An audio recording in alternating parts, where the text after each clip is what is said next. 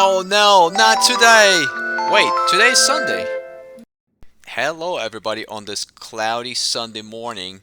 It's supposed to be clearing up later this morning on the afternoon, and I think on Long Island it's supposed to be around 70s. But we are on our way to a ferry that would actually take us to Connecticut. We have a lot of interesting adventures planned for today. We're gonna take a ride on historic engine. We're gonna visit Mark Twain's museum, and we going to see Gillette Castle. So sit back and relax and enjoy the show. Personally, always enjoy taking this ferry, especially on a sunny day. It feels like you're on a cruise ship and you go out to upper deck and enjoy the fresh air and just the scenery around you. And it is a little cloudy today, so I guess we'll see how it's going to be. But I'm sure it's still going to be a great experience. If you're planning on taking a ferry, you definitely try to get here a little earlier, just in case. Because and of course reservations, I would say probably the best thing to do when, especially when it's nice out. Because a lot of people, I never realized how many people actually travel between Long Island and Connecticut, but you'll kind of see it even like on. It's still early in May, and you see how many people are actually on the ferry. There's a lot of people traveling. Once you get in the ferry, the staff will help you park properly. There's definitely limited space here, and you're very close to the other cars, so they definitely make sure that everyone has adequate space between them. Because if you get too close to the other car, you won't be able to open your door. And once you park, you can go up to a lounge or upper deck and just sit back and relax. Of course, you can stay in the car, but it's probably not going to be as much fun as going up to the deck. Now, the fair ride is about an hour and a half, but it goes by pretty quickly because it's actually not a bad ride at all. I mean, you can always go up to the cafeteria and get some breakfast, or just hang out at the lounge and relax. But You're not driving around.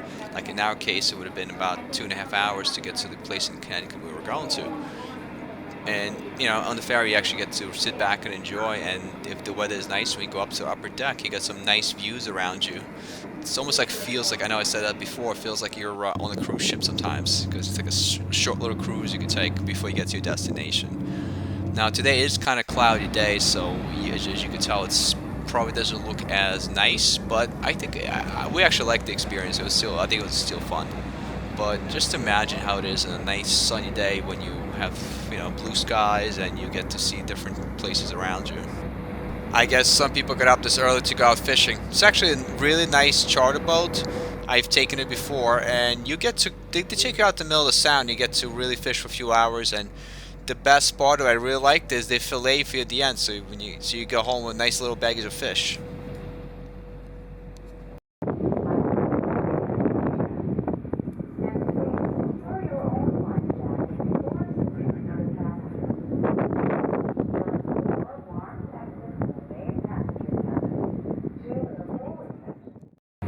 I guess someone from the crew likes the Pirates of Caribbean.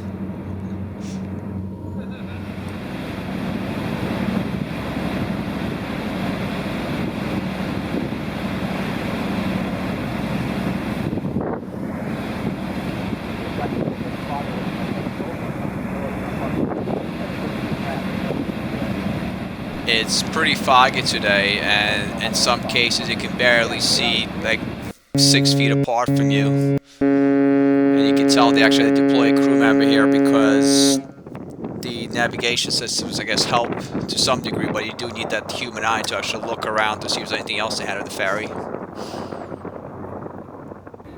And we are pretty close to Bridgeport. We're going to be arriving any minute now at this point. Like I was saying before, the ride is about an hour and a half, but it does not seem like an hour and a half. It flies by pretty quick. There's so many things you can do here. You can go up to the deck again. You can actually hang out here at the bar, or you can just sit in the lounge. Well, some people prefer staying in their cars, but it's not a bad ride at all. And at this point, we're back in our car and getting ready to depart from the ferry. We're actually almost at Bridgeport. Alright everybody, we're back on the dry land, and looks like based on the current traffic conditions, our first destination, which is Essex Historic Railroad, is about 49 minutes away, so we should be there way before our scheduled time.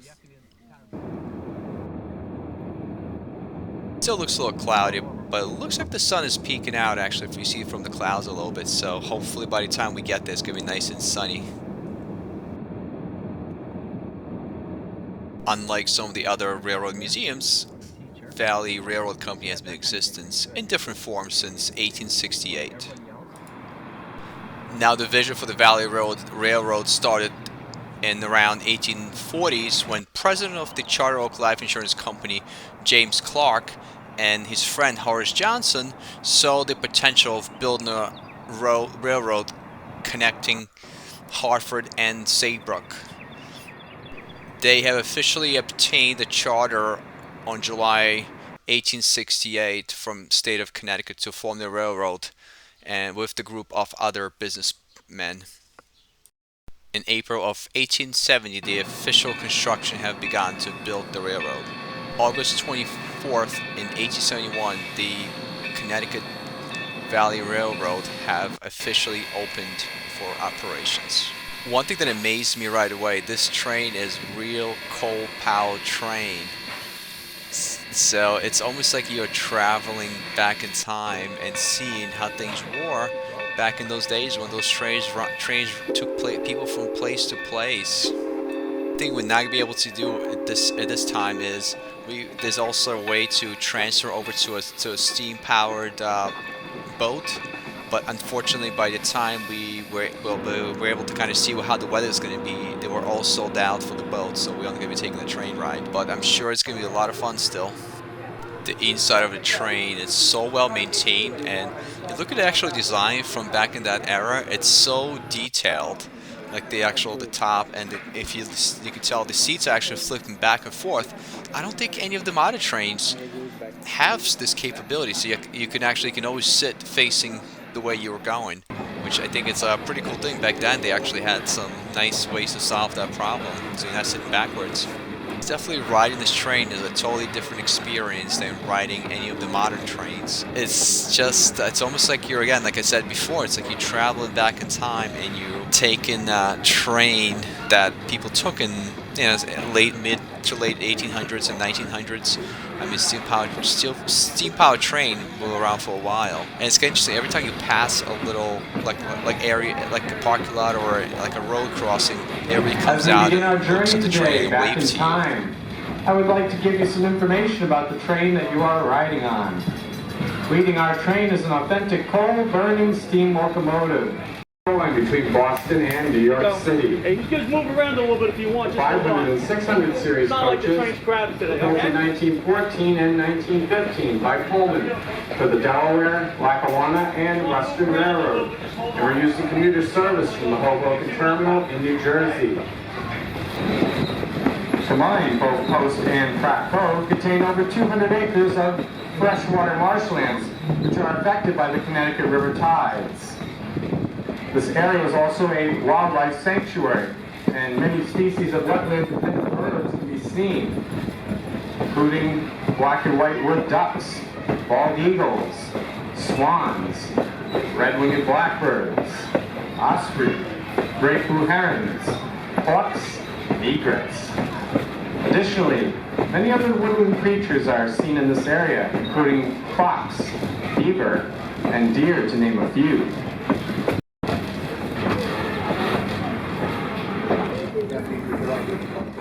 Now, if we had the boat tickets for today, we would have been departing from this dock right here.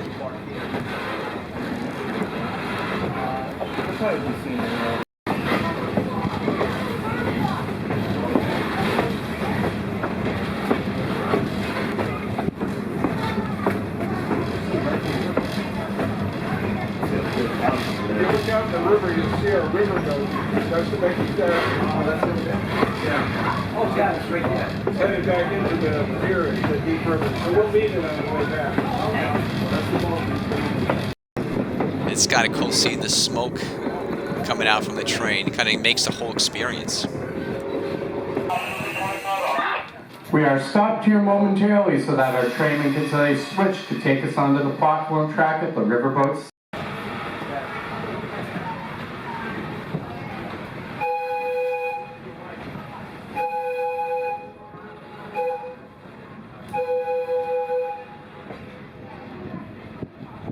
Here in the distance we see the Steamboat, which is actually, it's called Becky Tetra, and I wonder, because I know Mark Twain, which actually one of the museums we're going to visit today, later today, it does depict the name of the boat, so I'm curious, because he actually lived not so far from me in Hartford. I wonder if this boat was actually inspiration for one of his books.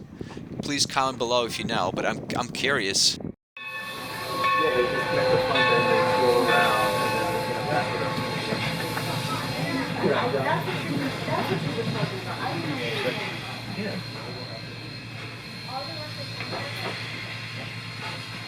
That's what we did back in the day. Yeah, in fact, it's a real school thing. Yeah, I know. I don't really see them.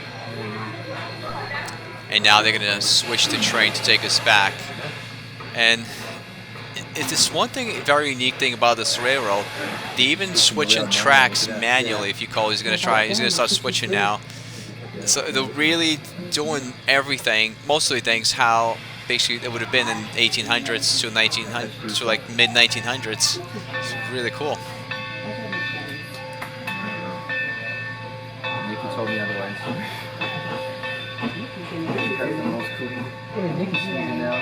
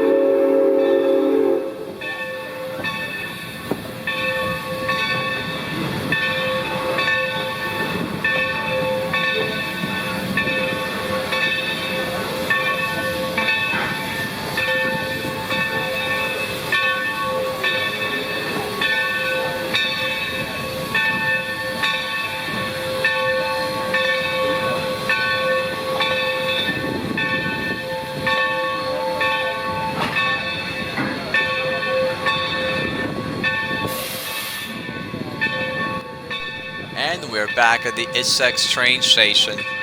I think it was a great ride. It's almost like going in a time machine and going back in time. It definitely felt like a great experience.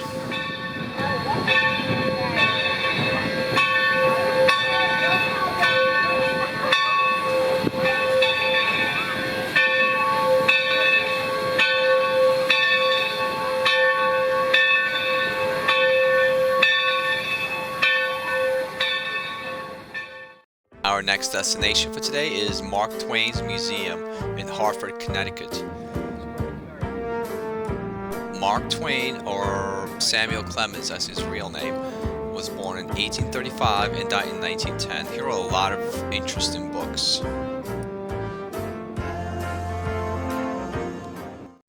Some of those books are Adventures of Tom Sawyer, Adventures of Huckleberry Finn, The Mysterious Stranger, Yankee in the Court of King Arthur, along with a lot of other good books you can actually enjoy. I'll be honest, I did not read all of them, but the ones I read were really good. I really enjoyed reading them.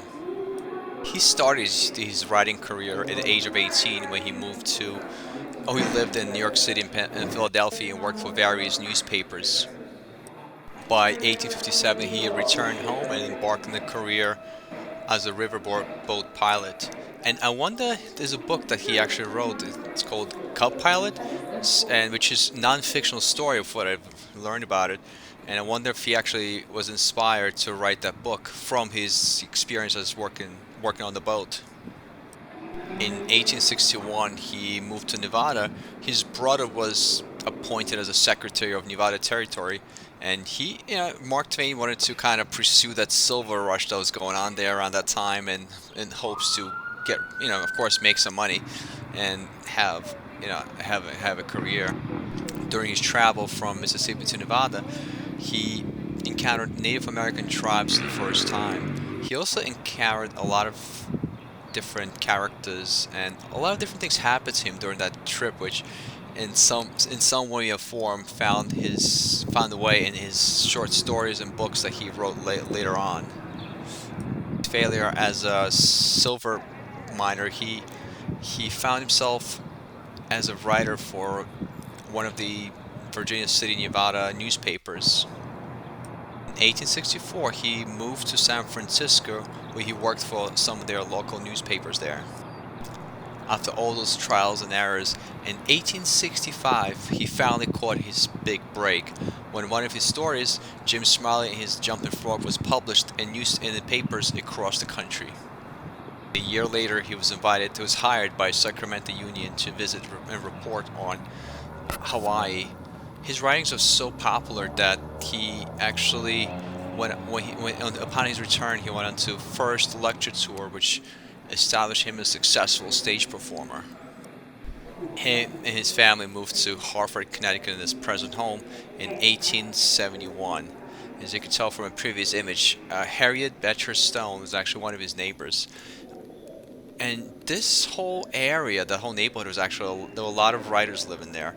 It was like a big writer community there, so they all communicated. I'm sure they all saw each other, and like a lot of actors and writers. One of the next houses we're actually going to go to is William Gillette Castle, and we'll get to that in a little bit. But I'm sure they all had like those parties, and they all hang out. They all had those like nice get-togethers. I'm sure it was a very fun place to be for them. Fortunately, we can't really film inside in the house, his house itself.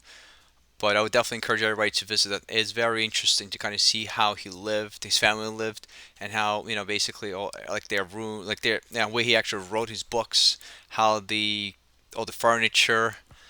I think they did a great job restoring how the house looked back in the day. But one thing I kind of noticed in the house and some of the areas around here, there were a lot of statues of the frogs around, and I researched online. I couldn't really find anything, but I was just curious. If anybody knows, please comment below. Well, it'll be interesting to kind of find out why are they like why were there so many frogs, like frog statues, figures in the house and around. Mark Twain definitely had a very interesting life, and a lot of it's kind of interesting how if you really like research his early days and how he actually became the writer that he was, that we know him as. He had a lot of trial. It was a lot of trial and error. He had ups and downs. Even as a very successful writer, he invested into this printing press machine, which it looked like a great investment, but unfortunately he failed and lost a lot of money. But he kept going, and honestly, I think what he created, the books, the quotes, and just his legacy is so remarkable. And here's the printing press that he invested a lot of money in, which I'm sure it was an innovative and great idea at the time. But unfortunately, just like we know in our times, there's so many ideas that they seem to be very promising and inventing, but unfortunately they don't take off. So the same thing happened to his little venture here with this printing press. It did not. It's almost. I think you have to correct me if I'm wrong, but I think it's almost bankrupt him actually, because he put a lot of money into this printing press. He put the money he made from his books, and I think he took some more money out of his savings. I believe. Again, please correct me if I'm wrong. Comment below.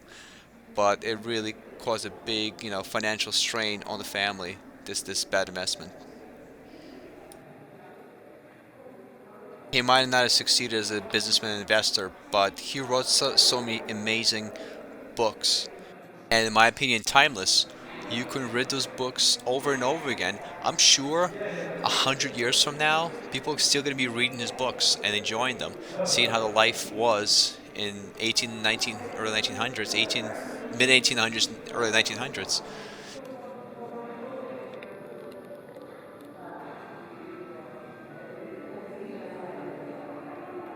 This is definitely a great experience, just seeing, yeah, more things of his life. This is like their family portraits of the whole family, him, his wife, Levy, and their kids. I would definitely come back here at some point. And we're on to our next destination, which is Gillette Castle, which seems to be about 41 minutes away, which is not too bad at all. It's definitely, as you can tell, the weather is definitely a lot better. It's nice and sunny, so the forecast was correct, and we are heading our way to Gillette Castle. We're hoping to take that historic ferry across the river, but we have to see if it's still going to be running around by the time we get there.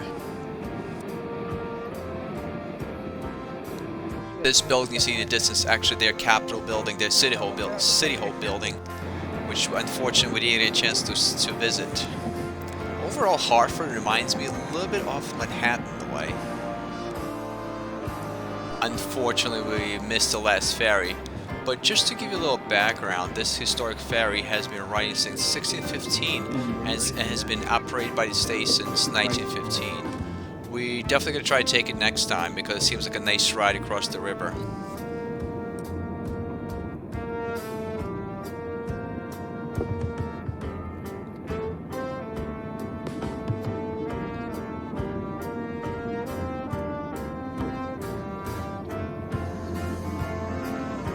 Your destination is on the right. And we are at Gillette Castle State Park. Unfortunately, we're not going to be able to go into the castle itself because it's only open during regular summer season. But we will get a chance to walk around and just to kind of just explore. So, who is William Hooker Gillette? He's a famous American actor who's best remembered for his role of Sherlock Holmes in 1916 production. Born on July 24th in 1853 and died on April 29th, 1937. He made a lot of contributions to the production of theater the way it is right now, to what we see right now. But one of the earliest ones, I should say, it was in the production of The Held by the Enemy. He had some of his workers actually crack the shells off coconuts to simulate the actual sounds of the horse galloping, and that added this whole new way or meaning, I guess, to create bringing the whole production to life, having those sound effects in the background, and being able to simulate at least what happens in real life when you. It was a real game changer what he came up with back then, because I know now we get spoiled with all those sound effects and different kind of graphics, of course, and added to the movies or videos, or even sound effects during the plays in the theater. But back then, nobody else was actually doing it, so it really changed the whole perspective of production the way it was. And I think he pioneered this new way of kind of making the picture come alive, or making play sound more realistic, adding more sound effects. So, it could be more enjoyable by the audience.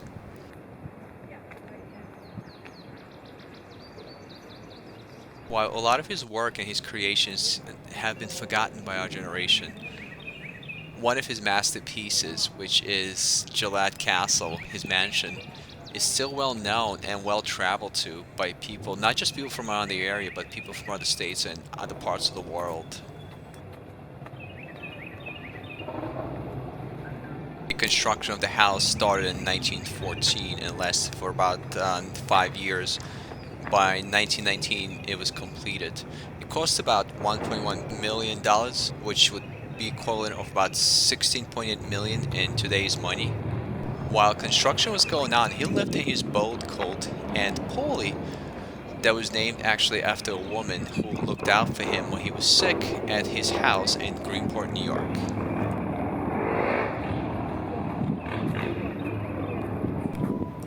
Now inside the house, there were actually a lot of mirrors built above the grand hall, which allowed him to see all the guests from his bedroom and make all kinds of sudden appearances.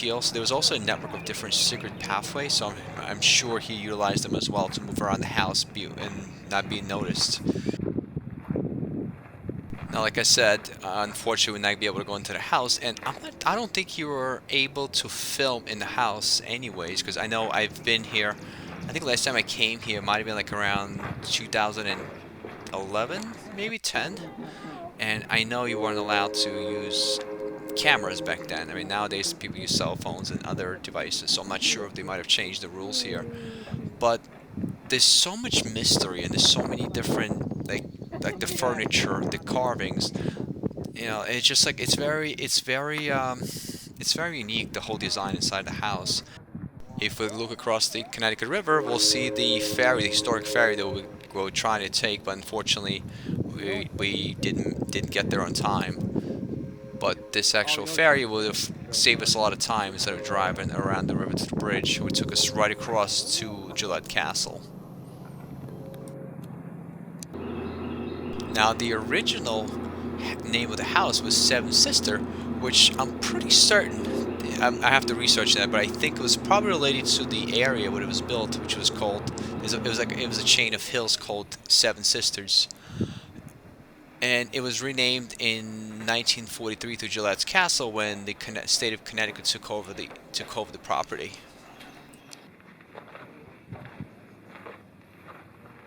There are a lot of different pathways around the castle, and essentially the walls are all made out of stone, which is really kind of makes you feel like you have some medieval, times, or castle, I should say. And I think that was the whole idea behind this masterpiece here, to build it like one of those medieval castles in Ireland or on their parts of the world.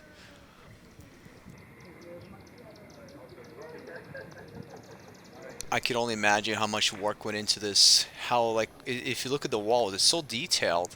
They really did a great job with this to make it look like a medieval castle. It's just remarkable, honestly. I don't think I've ever seen anything like this before.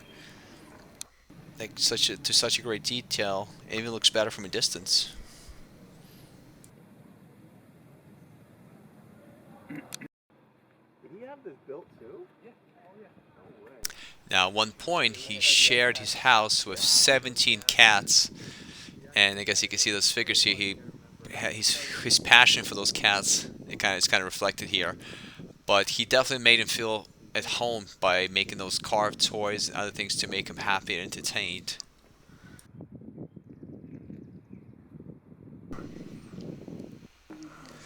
Wow, Grand Central Station on Connecticut River. A lot of people don't know, but his property actually included a 3-mile long railroad track, which allowed his guests to travel around his property and enjoy the views of Connecticut River.